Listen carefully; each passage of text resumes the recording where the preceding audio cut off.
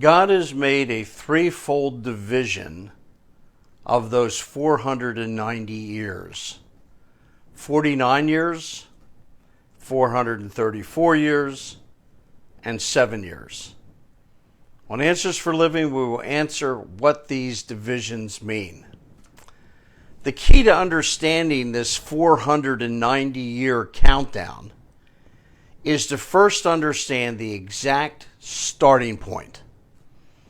The divine prophecy clock begins to tick with the decree to restore and rebuild Jerusalem, its city, its streets, and its wall. Not the temple, of which there's no mention made. And the work would be carried out in troubled times. The question is, when was the decree issued? And there are 4 different decrees, all centered around that same subject, but only one decree that was official and specifically decreed that the city and the wall was to rebuild.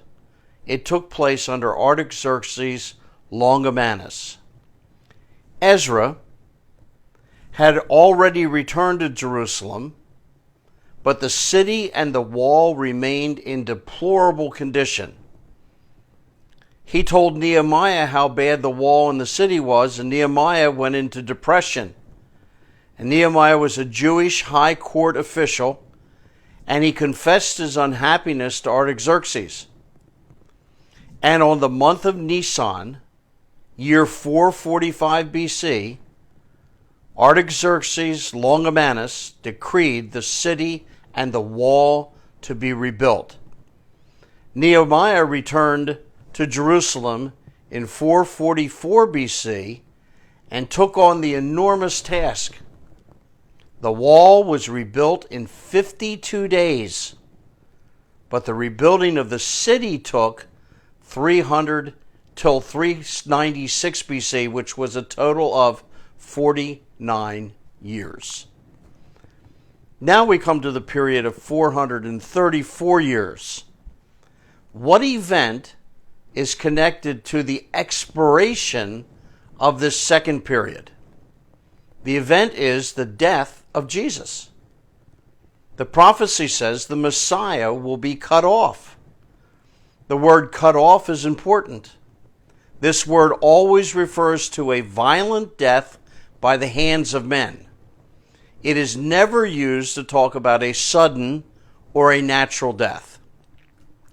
At his death, Jesus was cut off and he was left with nothing, meaning he was not married, he had no children to carry on his name. Death put an end to everything according to his enemies. But we know he didn't need a successor to carry on his name.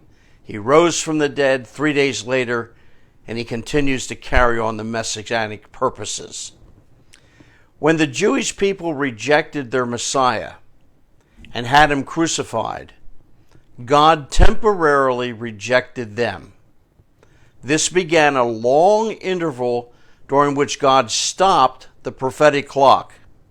The prophetic clock stopped at year 483 of the 490 years, leaving still 7 years left to be fulfilled.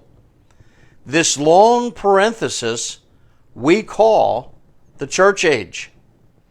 At the end of the church age, when the church is raptured out, God begins the prophetic clock again with a 7-year great tribulation. In this text, we are let in on the destruction of Jerusalem by the Romans.